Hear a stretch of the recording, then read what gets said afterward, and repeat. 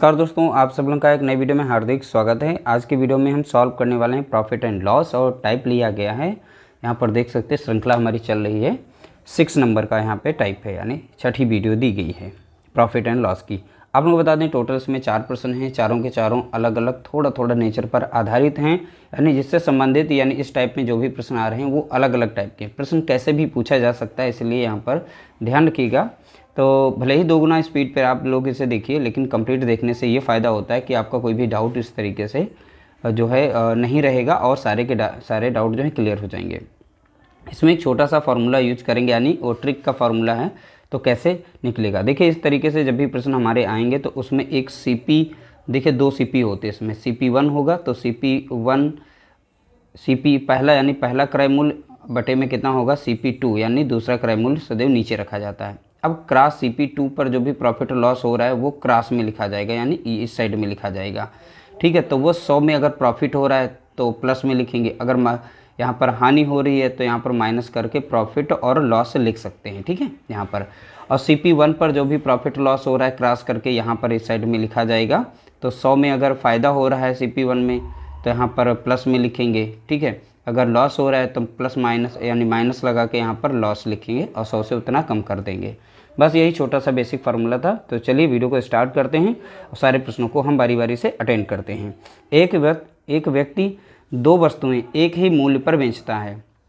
कोई एक व्यक्ति है, एक ही मूल्य पर 2 वस्तुएं बेच रहा है। पहली वस्तु पर उसे 20% का लाभ होता है, दूसरी वस्तु पर उसे 25% का लाभ हुआ है। तो दोनों जगह लाभ की बात कर रहा है, यानी 100 हम दोनों में जोड़ लेंगे।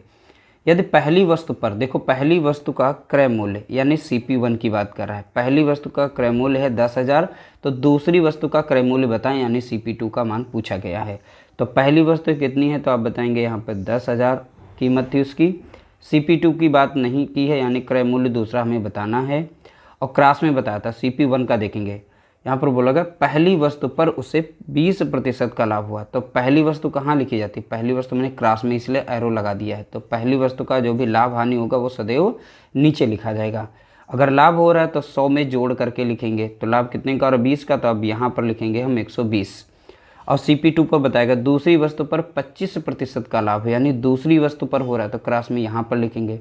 25 का लाभ हो रहा है तो यानी 125% हम लिखेंगे ऊपर। ठीक है, 100 में जोड़ दिया 25 को तो वो 125 बन गया। ठीक है, तो इस तरीके से बेसिक फार्मूला था, बहुत ही कम समय के अंदर सॉल्व करने वाले हैं।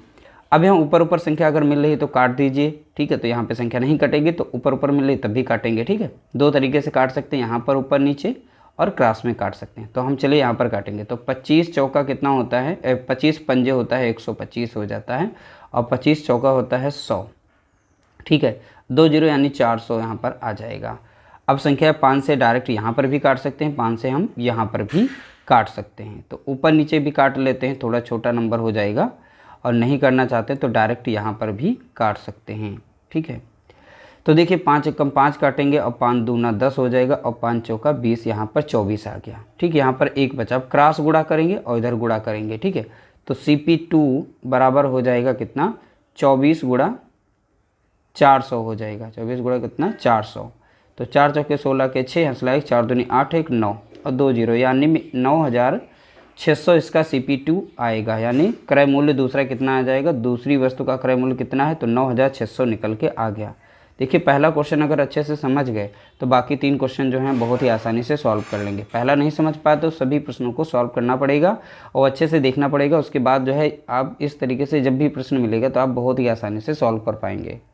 अगला प्रश्न लिया गया, महेश अपनी 2 गायें समान मूल्य पर बेचता है। तो 2 गायें हैं, समान मूल्य पर बेची जा रही हैं। एक गाय पर उसे 10% की हानि होती है, दूसरी गाय पर उसे 5% की हानि हो रही। तो यानी यहाँ पे दोनों कंडीशन में हानि हो रही है, यानी 100 से हमें दोनों को माइनस करना पड़ेगा।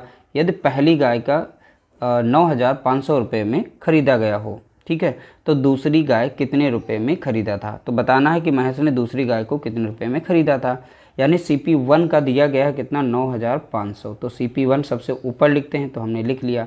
CP2 का मान नहीं दिया है, यानी क्रय मूल्य दूसरा हमें निकालना है दूसरी गाय का, तो हम ऐसे लिख देंगे और क्रॉस में वैल्यू रखते हैं। तो बोला गया ना, एक गाय पर उसे 10% की हानि होती है। तो ये पहली गाय है जिस पर हानि हो रही है, तो इसका हम माइनस करके नीचे लिखेंगे। तो 90 यहाँ पर हो जाएगा, क्योंकि हानि हो रही है 10% की, तो 100 से 10 को माइनस करेंगे तो 90 बचेगा। ठीक है।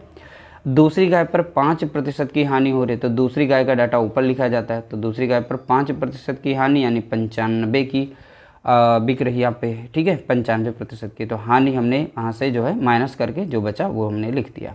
अब यहाँ ऊपर ऊपर नीचे और सामने सामने ऊपर नीचे जो भी संख्या कट रही हूँ काट दीजिए। 95 कम 95 कट जाएगी और ये एक बार में कट जाएगी। तो यहाँ पर कितना आ जाएगा 100। अब क्रॉस गुणा करेंगे, देखिए एक लाइन का आंसर था। क्रॉस गुणा करेंगे तो यहाँ पर 90 गुणे कितना हो जाएगा, तो आप बताएंगे 90 गुणे हो जाएगा 100 हो जाएगा। ठीक है, और इस साइड में एक ही था तो कोई बात नहीं, सीपी ही बचा। तो इस तरीके से आंसर कितना आ जाएगा, 9000 आ जाएगा इसका।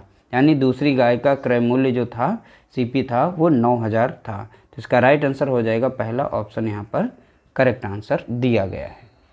अगला प्रश्न लिया गया, सियाराम अपनी 2 कारें, देखिए 2 कारें की बात कर रहा है, बराबर मूल्य पर बेचा। सियाराम ने अपनी 2 कारें बराबर मूल्य पर बेचा।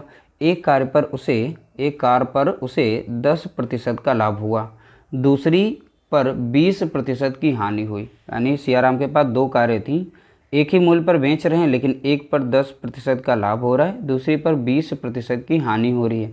यदि वह दूसरी कार 1,21,000 रुपये में खरीदा हो तो पहली कार का क्रय मूल्य बताइए। अब देखिए यहाँ CP1 का पूछा गया मान, तो CP1 हमें नहीं पता तो वैसे लिखेंगे। CP2 का मान यहाँ पे दिया गया है 1,21,000 दिया गया है। ठीक है, 1,21,000 बराबर में दूसरी कार पर 20% की हानि हुई। दूसरी कार, तो दूसरी कार यहाँ पर है। ठीक है, तो इसका क्रय मूल्य ऊपर रखा जाएगा, यानी प्रतिशत लाभ जो भी हो रहा है। तो 20% की हानि, तो यानी कि यहाँ पर कितने की वो बिक्री होगी, 80% की।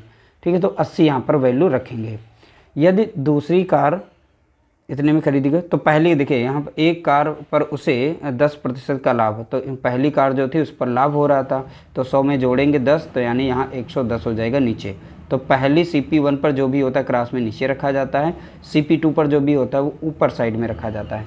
अब इसे सॉल्व करेंगे, 1 0 से 1 0 कटेगा, यहाँ पर 11 कम 11 लग जाएगा, और 11 से लगाएंगे तो 11 कम 11 और 11 कम 11, यानी यहाँ पर हो जाएगा 11,000 इसका आ जाएगा। ये 11 से 121 कट जाती है, क्योंकि 11 की ही ये स्क्वायर नंबर है। ठीक है, अब क्रॉस गुणा करेंगे तो CP1, ठीक है, CP1 बराबर हो जाएगा, देखिए क्रॉस गुणा करेंगे तो यहाँ पर कितना बचेगा, 11,000 गुणे में कितना है 8, तो 11 8 कितना हो जाएगा, 88 हो जाएगा, 88,000 रुपये का। यानी कि पहली कार का क्रय मूल्य कितना था, तो आप बताएंगे 88,000। तो CP1 का हमने मान निकाल लिया है, तो ऑप्शन यहाँ पर बी करेक्ट आंसर होगा। अगला प्रश्न लिया गया, राकेश 2 साइकिलें क्रमशः 1200 1500 रुपये में खरीद कर एक को 20% लाभ पर बेच दिया। तो बताइए दूसरी साइकिल को कितने रुपए लाभ या हानि पर बेचे कि साइकिलों का विक्रय मूल्य समान रहे।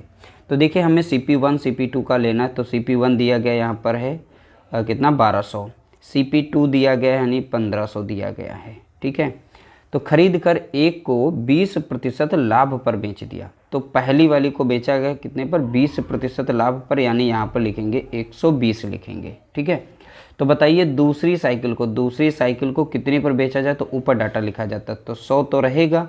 अब लाभ हो रहा है हानि हो रही है हमें नहीं पता, तो यहाँ पर हम x मान लेते हैं कि x% का लाभ या हानि हुई है। x की वैल्यू अगर पॉजिटिव आएगी तो यहाँ पर प्रॉफिट होगा, और अगर x की वैल्यू माइनस में आई तो यहाँ पर हानि होगी। अब देखिए यहाँ पे संख्या कट रही है तो हम काट देंगे, 2 0 से 2 0 कट गए। अब संख्या यहाँ पर 3 से कटेगी, 3 चौके 12 और 3 पचे 15। ठीक है, अब यहाँ पे संख्या ये कट जाती है इस साइड में भी, लेकिन डायरेक्ट हम नहीं काटेंगे, बाद में काटेंगे। ठीक, तो अभी के लिए यहाँ पर बचा है कितना, 4 बटा कितना 5 बराबर में रहेगा। यहाँ पर 100 प्लस हो जाएगा x और यहाँ पर रहेगा 120। अब क्रॉस गुणा कर लेते हैं। ठीक है, तो क्रॉस गुणा करेंगे, इस साइड में गुणा करेंगे तो 5 से गुणा कर लेंगे इस साइड में, और 4 से गुणा करेंगे इसमें। तो 5 से करेंगे कितना बन जाएगा हमारा, 500 बनेगा, और 5x यानी दोनों को गुणा करेगा ना यहाँ पर, तो हो जाएगा 5x बराबर में कितना रहेगा, 12 चौक 48 यानी 480 हो जाएगा यहाँ पर। अब 5x इधर है, अब ये प्लस में तो इधर जाएगा माइनस में, तो 480 माइनस कितना हो जाएगा 500 हो जाएगा। तो यहाँ बचेगा माइनस में कितना आएगा 20, क्योंकि माइनस वाली संख्या बड़ी थी, तो 5x यहाँ पर, और x बराबर कितना हो जाएगा -20 बटे में कितना रहेगा 5, 5 कम 5, 5 चौके 20 यानी -4 आ गया। तो x बराबर निकल के आया है -4। अब -4 ये रिप्रेजेंट करता है कि हानि हुई है, यानी 4% की हानि। देखिए माइनस आने पर हानि, प्लस आने पर प्रॉफिट। ठीक है, तो x बराबर -4 है, तो -4 का मतलब क्या हुआ, हानि हुई है कितने की, 4% की। उम्मीद करते हैं आप लोगों को वीडियो हमारी अच्छी लगी होगी। वीडियो अच्छी लगी तो लाइक कर देना, शेयर कर देना।